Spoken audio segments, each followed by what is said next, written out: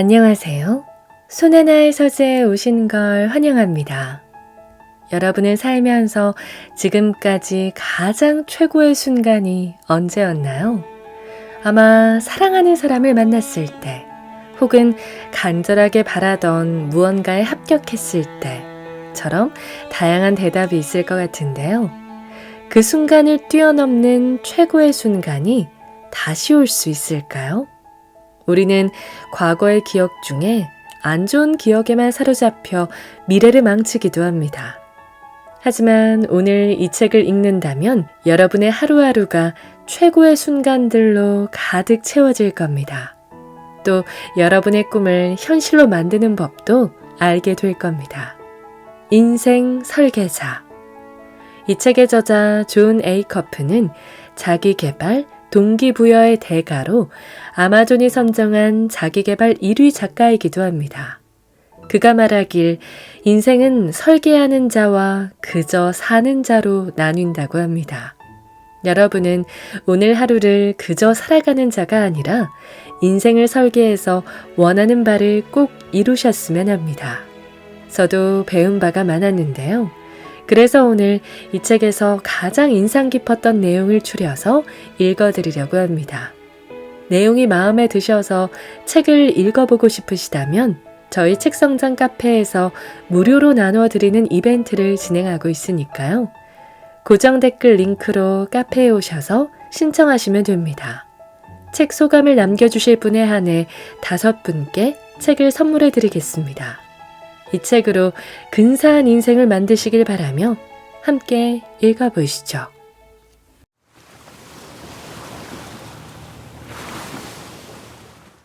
과거가 곧 미래다. 잠깐 퀴즈를 하나 풀어보자. 다음 중 어떤 활동이 더 쉬울까? 첫째, 향후 20년 동안 이룰 수 있는 최고의 삶을 설명하기. 둘째, 과거 20년 동안 자신에게 일어났던 가장 좋은 일을 설명하기. 두 가지 퀴즈 가운데 하나는 공상이고 다른 하나는 역사다. 하나는 모든 두려움을 헤쳐나가는 용기, 워런 버핏과 같은 비전 제시 능력, 일론 머스크처럼 미래를 만들어가는 창의성, 오프라 윈프리의 자유로운 긍정심, 네이비실의 투지, 끈기, 인내가 필요하다. 반면 다른 하나는 펜과 종이만 있으면 된다. 몇 년 동안 첫 번째 활동을 계속 시도해봤지만 성공하지 못했다. 비전의 벽을 넘어설 가능성이 100만 분의 1조차 되지 않았다. 그러던 어느 날 오후 조지아주 오거스타 공항에 앉아 있다가 두 번째 활동을 해봐야겠다는 생각이 들었다. 노트 한쪽 페이지에 최고의 순간이라고 쓰고 생각나는 대로 막 적기 시작했다. 내 과거는 한 권의 책이고 거기서 가장 중요한 내용을 손쉽게 찾아볼 수 있도록 밝은 노란색 형광펜을 손에 쥐고 있다고 상상했다. 미국 남부에 위치한 작은 공항에서 갑자기 목록을 작성하기 시작한 이유는 최근에 최고의 순간을 경험한 적이 있었고 그 느낌이 아직 생생하게 남아있었기 때문이다. 전날 밤 오거스타 메트로 상공회의소에서 자리를 가득 메운 청중을 상대로 한 연설은 정말 최고였다. 그래서 그 일을 노트에 적었다. 그리고 이어서 내 인생의 대표적인 순간들도 몇 가지 적었다. 이는 내가 목록을 작성하는데 빨리 익숙해지는 가장 쉬운 방법이었다. 내가 휘갈기듯 쓴 내용은 다음과 같다. 최고의 순간, 내 결혼식 날, 두 아이의 탄생, 크리스마스 무렵에 산토리니, 코스타리카, 뉴욕 등으로 여행을 갔을 때, 학자금 대출을 다 갚았을 때, 뻔한 내용이 다 떨어지자 좀 더 색다른 것들이 등장했다. 친구와 함께 마사스 바이냐드라는 식당에서 9파운드짜리 랍스터를 먹었던 일, 여행 가방만한 크기라서 회전톱으로 잘라야 했다. 달리기를 마치고 잠시 숨을 돌리면서 이웃집 개, 스카우트를 쓰다듬어 준 일, 가장 좋아하는 작가 중 한 명인 스티븐 프레스필드가 내가 쓰고 있는 책에 대한 격려의 글을 보내준 것. 내가 기록한 최고의 순간이 전부 특별한 것은 아니다. 흔히 겪는 일도 있다. 새로운 달에 내 마음대로 쓸 수 있는 새로운 30일이 생기는 것. 현관 밖을 내다봤더니 문 앞에 택배 상자가 놓여 있는 게 보일 때. 아내와 아이들을 웃게 해줬을 때. 개인적으로 좋아하는 순간이지만 남에게는 그다지 중요하지 않아 보이는 것들도 있다. 크리스마스에 코스트코 매장을 돌아다니는 것. 식당에서 테이블이 아닌 칸막이가 있는 자리에 앉는 것. 우리 집 마당의 모이통에 날아온 새들을 보는 것. 그날 공항에서 인생 최고의 순간을 20개 넘게 적었고 이후 며칠 동안 생각나는 대로 계속해서 새로운 내용을 추가했다.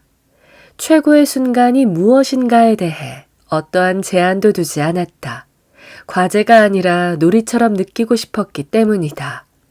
덕분에 내 책이 뉴욕타임스 베스트셀러 순위권에 올랐다는 전화를 받은 일처럼 중요한 일도 일주일간의 근무가 끝났을 때 책상 위를 정리하는 만족감 같은 사소한 일도 모두 적을 수 있었다. 이 목록에 적용되는 규칙은 모든 내용이 다 중요하다는 단 하나뿐이었다. 나는 내 머릿속의 모든 생각에 깐깐하게 딴지를 거는 나이트클럽 경비원을 내쫓았다. 이제 나에게는 지원서를 검토하는 깐깐한 입학사정관 같은 것도 없다. 우편함의 색을 따져대는 주택조합도 없다. 규모와 중요성에 상관없이 원하는 모든 순간이 목록에 포함되었다. 스스로 게임 규칙을 직접 만들면 승리가 보장되기 때문에 목록 작성은 쉬웠다. 경이로움으로 가득한 과거를 돌아보며 인생 최고의 순간을 목록으로 작성하면서 무언가 배울 점이 있을 것임은 이미 알고 있었다. 그러나 그에 많은 걸 기대하지는 않았다. 나는 목표 광인데다 자기 개발을 위해 거의 모든 기법을 적용해봤기에 그러했다. 그럼에도 무슨 이유 때문인지 최고의 순간 목록의 결과는 꽤 놀라웠다. 첫 번째로 놀라웠던 점은 그 목록이 대단하게 느껴졌다는 것이다. 돌이켜보면 최고의 순간을 모아놓은 목록을 만들면 기분이 좋아지는 것은 당연한 일이기에 놀라지 않았어야 했다. 이는 본질적으로 내 머리와 심장에 가장 아끼는 친구와의 추억, 기념할 만한 물건, 지금까지 살면서 경험한 최고의 순간을 찾아보자고 말한 것이나 다름없다. 내 머리와 심장 모두 그러한 요청을 받고 혼란스러웠을 것이다. 이들은 나의 요청과 정반대의 일을 자신의 소임이라 여기는 경향이 있기 때문이다. 내 머리와 심장은 내가 그동안 저지른 실수를 기억해 두었다가 아무 때나 무작위로 재생하곤 한다. 마치 계속해서 깜짝 파티가 열리는 것과 비슷하다. 다만 현수막의 글귀가 생일 축하해가 아닌 나는 네가 예전에 한 실수를 알고 있다 라는 점만 다르다. 사소한 말실수부터 전 직장에서 저지른 큰 실수에 이르기까지 내가 후회할 만한 행동을 목록으로 나열하자면 장편 서사시만큼이나 길다. 이를 과학자들은 부정편향이라고 부른다. 부정편향은 한마디로 우리를 위협에서 보호하기 위해 부정적인 부분은 지나칠 정도로 강조하지만 긍정적인 부분은 과소평가한다. 겨우 생후 8개월 된 유아도 개구리보다 뱀의 이미지, 행복한 얼굴보다 슬픈 얼굴이 보일 때 더 빨리 몸을 돌린다. 우리의 뇌는 본래 이러한 방식으로 작동하도록 설계되어 있다. 두 번째는 목록을 작성하면서 감사하는 마음을 갖게 되었다는 것이다. 감사에 관한 과학적인 이야기로 당신을 지루하게 하고 싶지는 않다. 하지만 감사의 유익함은 수많은 연구를 통해 밝혀진 바 있다. 나는 그 연구 결과가 사실이라는 걸 알고 있으며 마음 깊이 이해하고 있다. 하지만 개인적으로는 어떠한 계획도 없이 감사를 실천하는 일이 항상 힘들었다. 누군가가 감사해야 한다느니 마음이 풍요로워야 한다는 말을 하면 항상 나도 동의하기는 하지만 그럴 때마다 대체 어떻게 하면 될까 하는 의문을 낳았다. 그동안 나는 실용적이면서 실천 가능한 조치를 원했었는데 최고의 순간 목록이 바로 길잡이가 되어 주었다. 나에게 최고의 순간 목록은 감사로 향하는 지름길이나 다름없다. 목록을 작성하는 동안 오랫동안 잊고 지냈거나 당연하게 여겼던 삶의 많은 것들에 감사하게 되었다. 세 번째는 그 목록이 자기 인식을 가르쳐 주었다는 것이다. 자기 인식은 그 자체만으로 강력한 힘이다. 스스로를 잘 알지 못하면 진실한 인간관계를 맺을 수 없으며 직장에서 성공할 수 없다. 또한 건강을 유지하거나 인생에서 중요한 목표를 달성할 수도 없다. 누군가 이에 반문할 수 있겠으나 자기 인식이 갖추어지지 않은 채로는 현실을 정확히 파악할 수 없다. 예를 들면 스스로를 열정적인 사람이라고 생각하지만 화가 많다는 이유로 해고되어 충격을 받는 어느 리더가 있을 것이다. 또 50대에 들어 의사에게 건강을 위협할 정도의 과체중이라는 경고를 받고 모욕감을 느끼는 한 가장도 그 예다.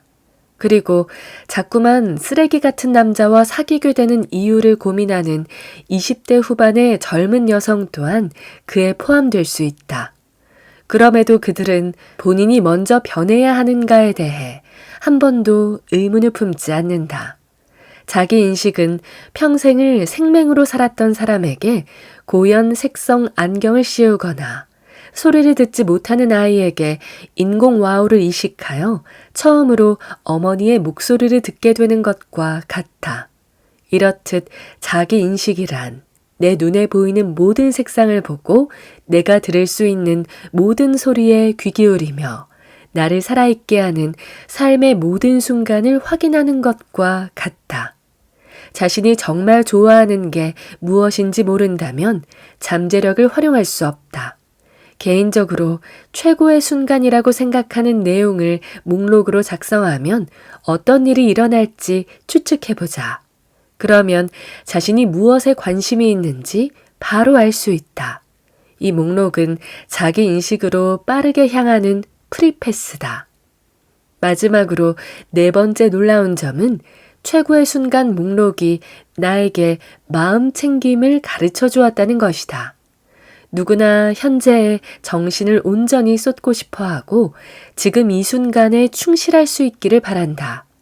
이를 위한 가장 쉬운 방법은 바로 우리의 기분이 밝아지도록 주의를 기울이는 것이다.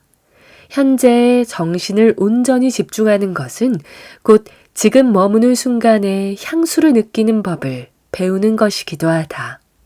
당신의 머리와 심장에 과거의 멋진 순간을 찾으라고 지시하면 그들은 자연스럽게 그 순간을 현재에서 찾기 시작할 것이다.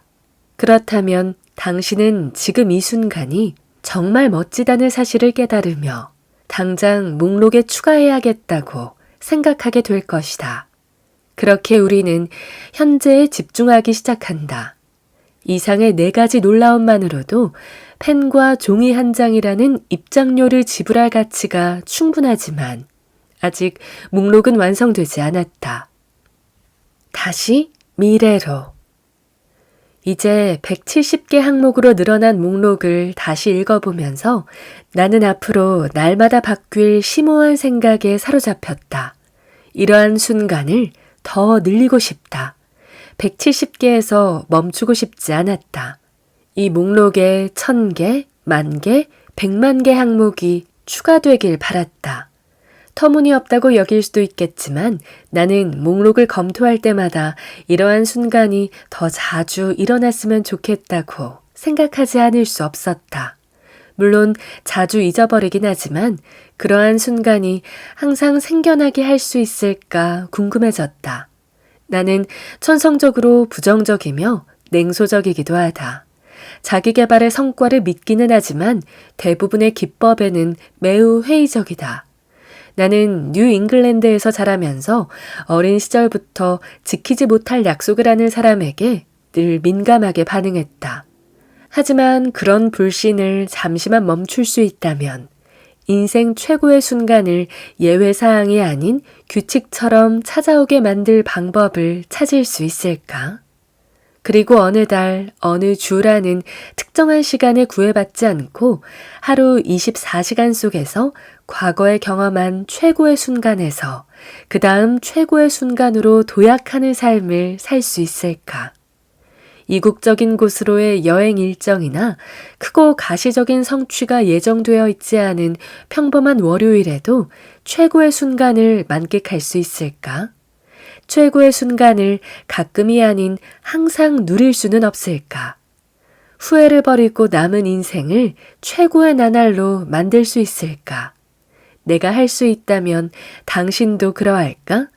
정말 목록을 통해 최고의 삶을 시작할 수 있을까? 당신이 경험한 최고의 순간을 기록하라. 이전 장에서 나는 자기만의 최고의 순간 목록을 만들어 보도록 유도했다.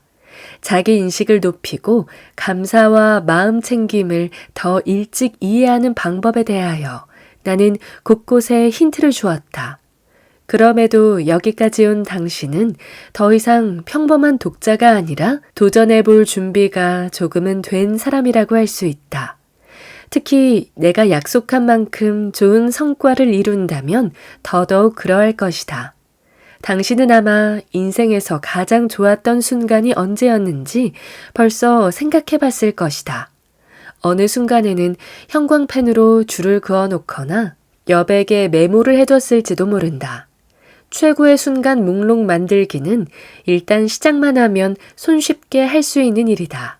그렇지만 그 손쉬운 일이 더욱 쉬워지도록 최고의 순간을 찾고자 할 때 창의력을 발휘할 수 있는 7가지 길잡이 문장을 소개한다. 첫째, 무엇을 할 때 시간이 빨라진다 혹은 느려진다. 나는 글을 쓰다 보면 시간이 쏜살같이 지나가는 것 같다. 그래서 가끔 시계를 확인하면 놀라곤 한다. 하지만 때로는 그와 반대인 경우도 있다. 일찍 일어난 날에는 아직 오전 8시밖에 안 되었는데도 벌써 많은 일을 끝냈음에 놀라기도 한다. 다시 말하면 시간이 느리게 흐르는 것처럼 느껴지는 것이다. 이와 관련하여 카블리 시스템 신경과학 연구소에서는 바로 그 현상을 연구한 바 있다. 연구원들은 사람이 참여하는 활동과 경험의 내용을 바꾸면 뇌의 측면 내후각 피질에서 시간 정보를 처리하는 과정이 바뀌어 시간을 인지하는 방식이 달라진다는 사실을 발견했다. 즉, 어떠한 일을 할 때 시간이 빠르게 또는 느리게 흘러가는 듯한 느낌에는 그저 기분 탓이 아니라 과학적 근거가 숨어 있다는 것이다. 관공서에서 줄을 서서 기다릴 때는 시간이 느리게 간다. 그러나 이러한 일은 최고의 순간 목록에 추가할 거리는 못 된다. 여기에서의 핵심은 바로 즐거움이기 때문이다. 혹시 당신은 시간 감각이 엉망이 될 정도로 즐거움을 느끼는 일이 있는가? 나는 수년 동안 수천 명의 사람에게 이 질문을 던졌고 다음과 같이 다양한 형태와 규모의 답변을 받았다. 조 웨만은 영상을 편집할 때만큼은 시간이 멈추는 듯하다고 말했다. 캐서린 마리의 경우 학생들을 가르칠 때 그렇다고 말하며 학생들에게 역사에 대해 신나게 강의하다 보면 언제 시간이 이렇게 흘렀나 하고 깜짝 놀랄 때가 있다고 덧붙였다. 제시카 벤징 스미스는 자연 속에 있으면 시간 가는 줄 모른다고 한다. 스미스는 남편과 함께 847일 동안 하루도 빼놓지 않고 야외에 나갔다고 한다. 그 외 마이클 시워에게는 요리, 니킬 림블에게는 피아노 연주가 그러했다. 하지만 나에게 동영상 편집은 악몽 같은 일이다. 요리로 말하자면 물조차 제대로 못 끓이는 격이다. 심지어 피아노 레슨은 부모님이 나를 골탕 먹이고 싶을 정도로 미워하는 마음에 일부러 시키는 것이라는 생각마저 들었다. 따라서 제시된 활동은 나의 목록에 없는 것들이다. 오히려 그러한 일들은 당신의 목록에 적혀 있을지도 모른다. 이상과 같이 시간 가는 줄 모르고 즐기는 일이 무엇인가를 묻는 질문에 대한 당신의 답변은 나의 것, 더 나아가 이 책에 소개한 모든 사례와 다를 것이다. 당신의 삶에서 최고의 순간을 찾고자 한다면 시계를 확인하라. 시계에서 힌트를 얻게 될 것이다. 둘째, 지금까지의 직장 생활 중 최고는 무엇이었으며 그 일을 정말 좋아했던 이유는 무엇이었다. 회사 운영을 제외하고 내가 거쳐온 최고의 직장 생활은 유명한 개인 금융 전문가인 데이브 램지 아래에서 일했을 때였다. 그 일을 정말 좋아했던 이유는 전국 각지에서 현장 이벤트를 진행했기 때문이었다. 입사한 지 3개월째 되었을 때 데이브는 나에게 경기장에 모인 8,000명의 관객들 앞에서 연설할 기회를 주었다. 그 연설은 지금까지의 최대 관객 수보다 7,900명이나 많았으며 나에게는 더 없는 최고의 경험이었다. 최고의 직업을 가져본 적이 없다면 다음과 같이 범위를 축소해보자. 전 직장에서 가장 마음에 들었던 점은 무엇이다. 내가 애틀랜타에 살 때 마지막으로 다녔던 직장에서는 매주 수요일마다 회의를 했었는데 그때마다 나는 경영진 앞에서 진행 중인 프로젝트를 발표했었다. 나는 이처럼 마감일이 정해져 있는 게 좋았다. 한 주의 업무를 계획하는데 도움이 됐기 때문이다. 지금까지 내가 경험했던 현장 이벤트와 기업 회의는 업무상 성격은 서로 다르지만 모두 나의 목록에 적혀 있다. 셋째, 무엇을 볼 때마다 웃음 짓게 된다. 이 문장의 빈칸에는 사람, 장소, 사물 등 뭐든 들어갈 수 있어서 재미있는 답변을 기대할 수 있다. 나는 롭 센텔이라는 친구를 만날 때마다 웃음이 나온다. 롭은 정말 유쾌한 사람이며 우리가 만나면 함께 있는 동안 내내 웃으며 시간을 보낼 것을 서로 알고 있다. 다른 이야기를 하자면 나는 테네시주 몬트이글 정상에 있는 휴게소가 보일 때마다 미소를 짓게 된다. 그 휴게소는 곧 채터누가와 애틀랜타의 교통체증을 벗어났다는 의미이기 때문이다. 그 뒤로는 언덕이 완만해지고 제한 속도가 시속 70km로 올라가면서 내슈빌까지 직선으로 반듯하게 뻗은 평탄한 길만 남았다. 또 벤츠메이드사의 주머니카를 보면 어린 시절로 다시 돌아간 듯한 기분이 들어 미소가 절로 나온다. 캐서린 헨스는 아들이 세상을 누비는 모습을 볼 때마다 미소가 떠오른다고 말했다. 어느 날 오후 통학버스에서 내린 아들이 일부러 집으로 향하는 길에서 벗어나 진흙탕 도랑으로 들어가는 모습을 보았다. 캐서린은 이 어린 장난꾸러기가 무릉덩이를 지나치지 못하는 모습에 웃음을 참을 수 없었다. 그녀는 그 순간을 목록에 추가했다. 언젠가 당신이 웃고 있음을 깨닫는다면 주위를 둘러보고 그 이유를 알아내도록 하라. 그곳에 생애의 최고의 순간이 당신을 기다리고 있을 것이다. 넷째, 오늘 여유가 있다면 무엇에 시간을 쓸 것이다. 나는 인스타그램에서 도움이 필요한 누군가에게 돈을 기부하는 인플루언서의 영상을 즐겨본다. 그중 한 남성 인플루언서의 영상은 지나가는 사람에게 1달러만 줄 수 없겠냐는 부탁으로 시작한다.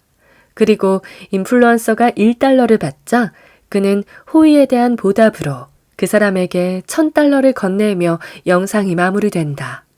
만약 내가 누군가에게 그만큼 베풀 수 있는 사람이라고 가정해보자. 내가 당신에게 돈 대신 여가를 줄 수 있다면 당신은 그 시간을 어떻게 쓸 것인가? 개켜야 하는 빨래처럼 해야 할 일에 얽매이지 않고 말이다. 그렇다면 당신은 남는 시간에 무엇을 하고 싶은가? 그리고 그 질문에 가장 먼저 떠오르는 대답은 무엇인가? 다섯째, 복권에 당첨되어 1억 6,300만 달러의 당첨금을 받는다면 무엇을 백만장자로 만들 것이다. 이와 같이 구체적인 금액을 언급한 이유는 바로 그 일이 실화이기 때문이다. 2011년 10월 데이브 도스와 여자친구 엔젤라는 1억 100만 파운드, 약 1억 6,300만 달러의 복권 당첨금을 받았다. 두 사람은 당첨금을 자선단체에 기부하는 것은 물론 친구와 가족까지 백만장자로 만들기로 했다. 이에 데이브는 살면서 지금까지 우리에게 많은 도움을 준 사람들 15명에서 20명 정도의 명단을 작성했어요. 라고 말했다. 데이브의 사례와 같이 최고의 순간 목록에 추가할 관계보다는 당신이 100만 달러를 흔쾌히 내어줄 수 있는 사람이 누구인지부터 생각해 보길 바란다. 6째, 자랑 같겠지만 내가 이뤄낸 가장 큰 성과는 무엇이다.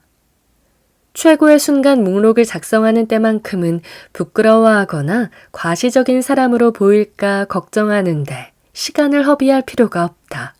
자랑스러워할 만한 일을 해냈거나 성공적인 회의를 마치고 퇴근길에서 기쁨에 겨워 쾌재를 부른 적이 있다면 프로젝트의 모든 퍼즐이 하나로 맞추어진 때가 쭉 생각난다면 그 일을 적어보자. 물론 살면서 승리를 자축할 기회가 그리 많지 않아 처음에는 어려울 수도 있다. 그러나 소아 비뇨기과 전문의인 레슬리 맥퀴스터는 다음과 같이 말한다. 전 엄마이자 외과 의사예요.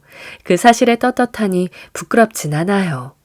한 여자가 엄마와 외과 의사라는 두 업적을 모두 이루었음에 부끄러움을 종용하던 세상을 상상할 수 있는가? 물론 그럴 수 있다. 그것이 바로 우리가 사는 세상이다. 우리는 이에 주저해서는 안 된다.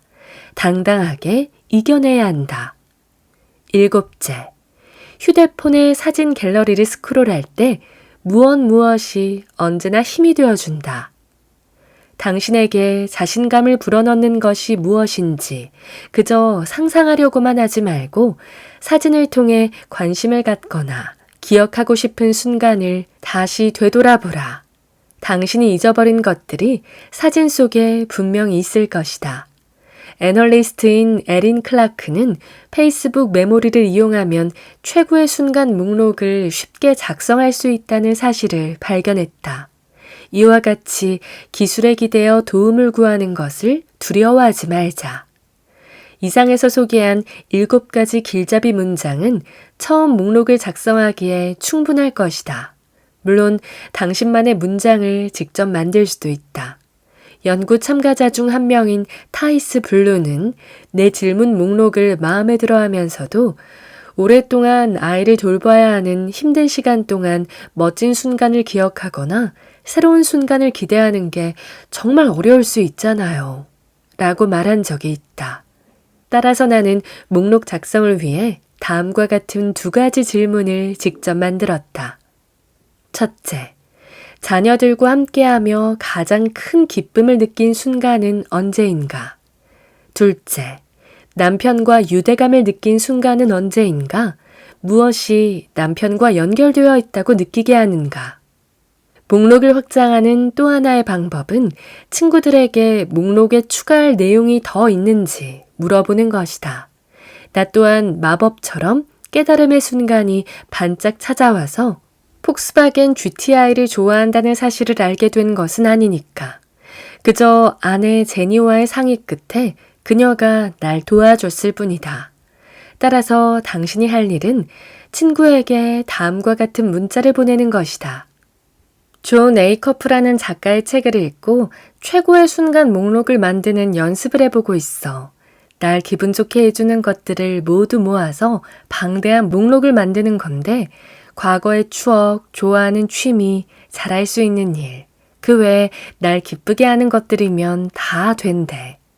작가는 우리가 때로 인생이라는 그림에 너무 가까이 선 탓에 캔버스 전체를 다 볼 수가 없어서 혼자 알아차리기 어려울 수도 있대. 그러니까 내 삶을 더 넓은 시야로 바라봐 줄 수 있는 친구로서 그 목록에 추가해주고 싶은 내용 있어? 이 방법에 꺼림칙함을 느낄 정도로 내향적인 사람도 있을 것이다. 상관없다. 당신에게 어울리는 방식으로 목록을 작성하면 된다. 나 자신부터 변화하라. 내가 매일 상대하는 사람 중 가장 어려운 사람은 바로 나다. 몇백 달러를 투자해서 일주일에 몇 시간씩 헬스클럽에 다니면 더 오래 살 수 있다. 정말 놀라운 투자 수익이지 않은가. 하지만 평소에는 헬스클럽에 가기 싫어한다. 내가 매일 글을 쓰면 책을 출간할 수 있다. 이는 우리 아이들이 학자금 대출 없이 대학에 갈 수 있다는 뜻이다. 하지만 평소에는 글을 쓰고 싶은 마음이 잘 생기지 않는다. 친구들이 힘들 때 위로해주고 나 또한 그 반대의 상황일 때 깊고 오랜 관계를 지속할 수 있다. 이와 관련하여 약 80년 동안 사회적 고립을 연구해온 하버드대 연구진은 사회적으로 고립된 이들이 조기에 사망할 위험이 50에서 90% 더 높다는 사실을 발견했다. 그러한 사실을 알면서도 나는 평소에 스스로를 고립시키려고 한다. 특히 누군가가 문자 메시지 대신 전화를 걸면 짜증이 난다. 매일 열심히 이를 닦고 치실을 사용하면 신경치료를 받을 필요는 없을 것이다. 그러나 나는 평소에 늘 양치질과 치실 사용이 세상에서 가장 힘든 일인 것처럼 행동한다. 조금의 노력이라도 들인다면 장수, 대학 진학 및 은퇴 이후를 대비할 돈, 끈끈한 우정, 치과 치료가 필요 없는 나날 등 우리에게 엄청난 보상을 안겨주리라는 걸 알고 있다. 그러나 정작 우리는 나태한 버릇을 고치지 못한다. 최고의 순간 목록을 정리하면서 나의 잠재력을 떠올리지만 실천은 여전히 나에게 어렵다. 나의 인스타그램 양력에 기재된 공식 직함은 동기부여 연설가다. 그러나 평소에 나조차도 동기부여가 힘든데 당신에게 동기를 부여하는 일은 더욱 어렵다. 그 이유는 분명하다. 난 어려운 일을 좋아하지 않는다. 왜냐하면 어려우니까. 헬스클럽에 가지 않고 책을 쓰지 않고 친구들과 어울리지 않고 치실을 사용하지 않는 삶이 훨씬 쉽다. 순수한 의지력과 투지, 규칙은 나를 1, 2주 정도 지탱해 줄 수 있겠지만 결국에는 이런저런 핑계를 대면서 그만두게 된다. 그러나 나는 지금까지 만나온 사람 가운데 가장 설득력 있는 사람이다. 누군가 스스로의 앞길을 막는 사람은 우리 자신뿐이라 말하면 나는 속으로 수긍하며 아주 곤란한 놈이라고 맞장구 친다. 말로는 잠재력을 최대한 발휘하고 싶다고 말하면서도 정작 당신의 조언을 모두 무시하는 친구가 있다면 당신은 그 친구에게 배신감을 느낄 것이다. 오늘부터 새로 시작하겠다는 말만 몇 달 또는 몇 년 동안 계속해서 늘어놓고 얼마 안 가서 조언과 반대되는 행동을 한다면 당신은 그 친구에게 화가 날 것이다. 내가 나의 고객이라면 애초부터 스스로를 해고했을 것이다. 이 상황이 연애였다면 나는 첫 데이트 도중 급한 전화가 온 척하며 도망갔을 것이다. 내가 타인이었다면 상대하기에 그리 번거롭지는 않았을 테지만 스스로를 없애기는 불가능하지 않은가. 내 안에는 하나뿐인 내가 있다. 당신에게도 하나뿐인 당신이 있듯이 말이다. 새로운 최고의 순간을 만드는 일이 그리 간단하지 않았다면 나는 변화에 대한 스스로의 적극적인 저항에 굴복했을 것이다. 스스로의 잠재력을 최대한 활용하는 것이 몹시 복잡한 일이라면 얘기는 다르겠지만 그렇게까지 어렵지는 않다. 확실한 최고의 순간인 저서 출판을 원한다면 몇 가지의 확립된 절차를 거쳐야 한다. 매일 누릴 수 있는 최고의 순간인 운동을 통해 엔도르핀으로 쾌감을 느끼고 싶다면 당장 이용할 수 있는 자원이 수백만 가지나 있다. 당신의 삶에 투자하는 친구나 공동체와의 유대감을 느끼는 최고의 순간을 원한다면 손쉽게 할 수 있는 일들이 있다. 이와 같이 우리가 인생에서 이루고 싶은 일들은 대부분 신비롭거나 복잡하지 않다. 사람들은 대부분 목표 달성을 위해 무엇을 해야 하는지는 알고 있다. 그러나 비전의 벽보다 더 심각한 두 번째 장애물이 존재한다. 바로 우리의 정체된 자아이며 변화를 성가신 일로 여기는 우리의 일부이자 실로 강력한 존재다. 나 또한 스스로에게 자극을 주기 위해 최선을 다했지만 결과는 늘 같았다. 이에 나는 단기적인 성공 이후 오랜 시간 동안 아무것도 하지 않았다. 나는 40년 동안 삶을 그런 식으로 대해왔다. 이에 할 말이 없다. 다만 나는 어떠한 것이 효과가 없다는 사실을 확인하고자 할 때 철저해진다. 이전에 언급한 바와 같이 나는 만성형이다. 30대 중반이 되어서야 비로소 나에게 잠재력이 있음을 깨달았고 40대 중반이 되어 오거스타 공항에서부터 잠재력을 활용하게 되었다. 게임이라 생각하기. 다라 슐러의 자녀들은 집안일도 학교 공부도 하고 싶어 하지 않았다. 그리 놀라울 것 없는 문장일 것이다. 집안일과 공부를 좋아하는 아이는 아마 없을 테니까 말이다. 나 또한 이따금 우리 아이들의 시력이 걱정될 때가 있다. 다들 식기세척기가 어디 있는지 보지 못하기 때문이다. 싱크대에서 겨우 40cm 떨어진 곳에 식기세척기가 있는데도 아이들은 계속 식기를 그 안에 넣지 않는다. 남는 음식과 식기를 그냥 싱크대 안에 쌓아두는 걸 보면 싱크대는 보이는 모양이다. 그러면서 40cm 떨어져 있는 식기세척기는 전혀 보지 못한다. 라식 수술을 해줘야 할지도 모르겠다. 다라는 아이들에게 가족의 일원으로서 방을 직접 청소하라고 훈육할 수 있었다. 아니면 학교에 다니는 것이 지금의 본분이니 숙제는 그 본분을 잘 수행하는 데 필요하다는 것과 같이 의무감에 호소하는 방법도 있었다. 도움이 될지는 모르겠지만 다라가 하루 종일 일하고 매일 저녁도 만든다는 점을 이용하여 아이에게 화장실 청소를 바라는 것처럼 죄책감을 활용할 수도 있다. 앞선 방법을 모두 시도해 볼 수는 있겠지만 그중 어느 것도 장기적인 효과는 거두지 못할 것이다. 따라서 다라는 지금까지 생각했던 방법 가운데 가장 훌륭하고 효과적으로 아이들을 속이는데 그것은 게임이었다. 과연 어떻게 아이들을 속였을까? 다라의 말을 그대로 옮겨보겠다. 커다란 플립 차트에 다양한 집안일, 공부, 재미있는 활동을 적은 다음 포스트잇으로 하나하나 가렸어요. 아이들은 거기에 어떤 것들이 적혀 있는지 모르는 상태에서 포스트잇을 떼어낸 다음 거기에 적힌 항목을 수행합니다. 때로는 집안일 또는 재미있는 활동 두 가지가 연속으로 나오기도 하죠. 종이에 적는 내용은 무작위였다. 심지어 엄마에게 하이파이브 하기나 제자리 팔 벌려 뛰기 20회 같은 것도 있어요. 물론 아이들의 반응도 좋았어요.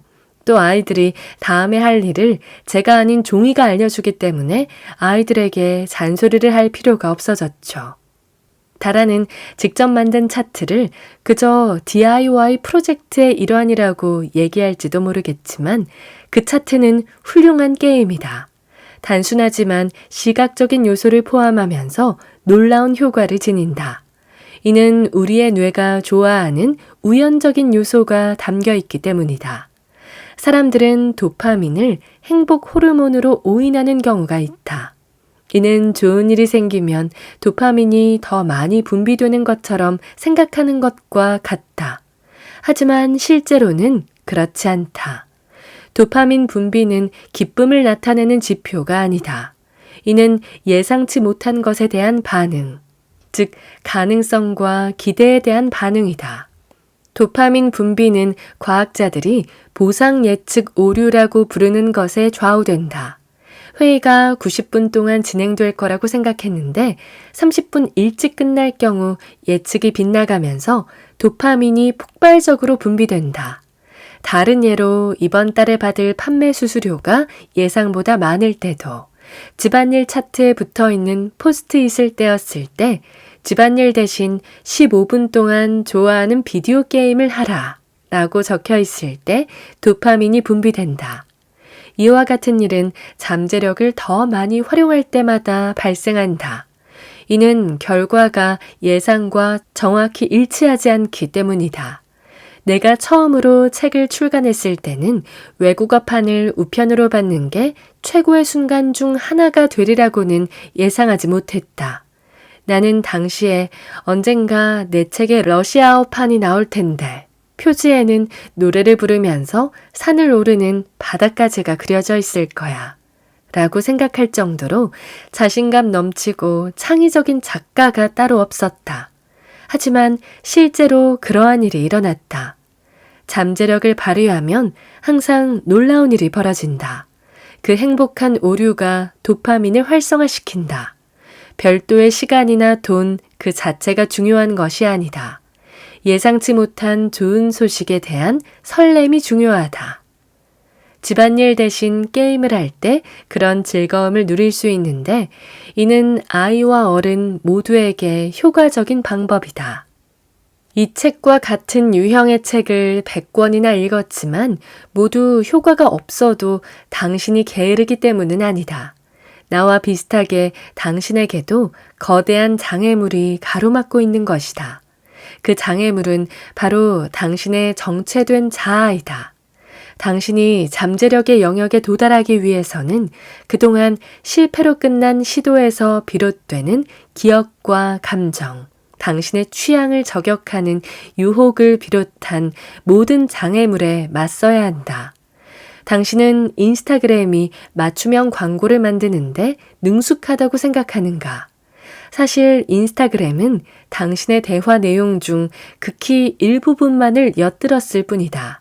이와는 달리 당신은 지금까지 스스로와 나눈 대화를 모두 들은 사람이다. 전쟁에서는 대개 가장 확실한 정보를 가진 쪽이 승리한다. 한쪽 진영에서 20년, 30년 혹은 50년 동안을 매일 상대 진영과 함께 보낸다고 상상해보자. 그들은 상대방의 모든 움직임에 정확하게 예측하고 대응할 수 있다. 우리는 바로 그러한 상대와 맞서고 있는 것이다. 우리는 미래가 아닌 과거를 돌아보면서 최고의 순간 목록을 만들어 비전의 벽을 넘어섰다. 하지만 우리의 정체된 자아는 그리 쉽게 포기하지 않을 것이다. 따라서 잠재력을 최대한 활용하기 위해서는 전적으로 새롭고 다양한 책략이 필요하다.